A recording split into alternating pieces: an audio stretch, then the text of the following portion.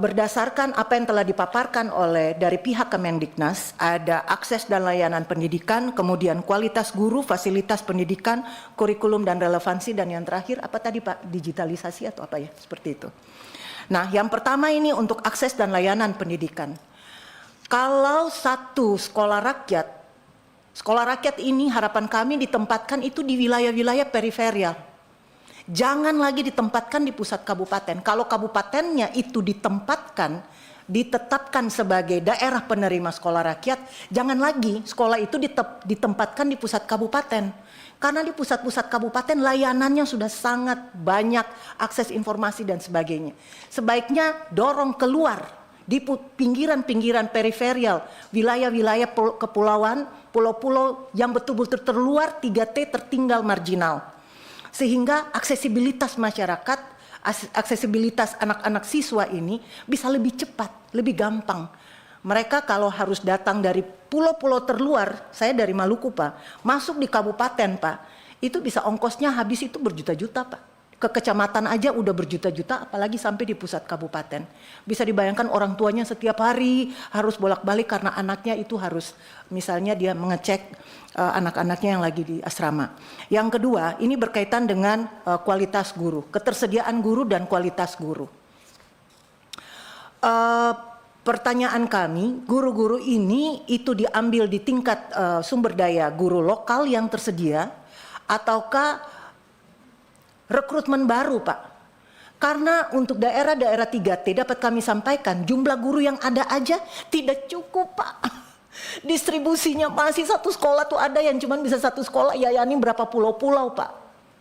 Sekarang kalau misalnya bikin seperti begini, pertanyaan kami, kalau ditarik balik lagi, maka di sekolah-sekolah yang sudah existing sekarang ini ada guru-gurunya yang bergeser.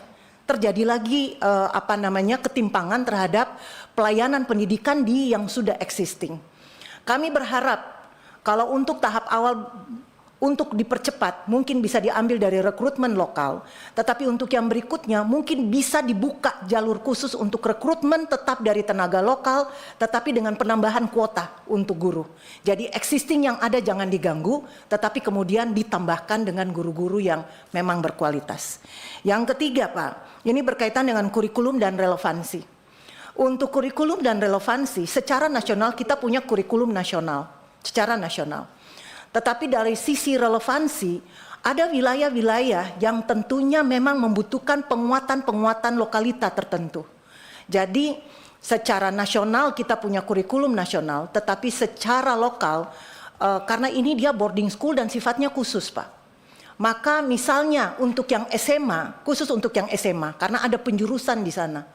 Maluku misalnya, daerah berbasis kelautan. Ada proporsi-proporsi khusus yang heavy-nya untuk anak-anak belajar tentang kelautan, anak-anak belajar tentang bagaimana bisa kemudian mengakses sumber daya alam yang ada di sekitar, dan mereka pada waktunya bisa memberikan kontribusi terhadap pembangunan yang ada di daerahnya. Ini yang kami maksudkan bahwa hasil dari sekolah rakyat dan sekolah umum yang lainnya memberikan kontribusi balik, multiplier efek balik juga ke daerah itu, dan pada akhirnya berkaitan dengan serapan tenaga kerja nanti secara ke universitas, serapan ke tenaga kerja dan seterusnya, betul-betul bisa menjawab pergumulan yang ada di daerah. Kadang-kadang hasilnya tidak sesuai dengan kebutuhan dan gumulan yang ada di daerah. Daerahnya karakternya apa, bentuk sekolahnya apa, akhirnya menjadi tidak inline. Ini beberapa catatan insight saya, dan secara positif saya menyambut gembira kami memberikan penguatan-penguatan sehingga pada akhirnya kehadiran sekolah rakyat ini betul-betul memberikan semacam satu penguatan yang sangat luar biasa khusus bagi masyarakat miskin dan miskin ekstrim. Kami berharap prinsip-prinsip universalitas seperti keadilan, prinsip-prinsip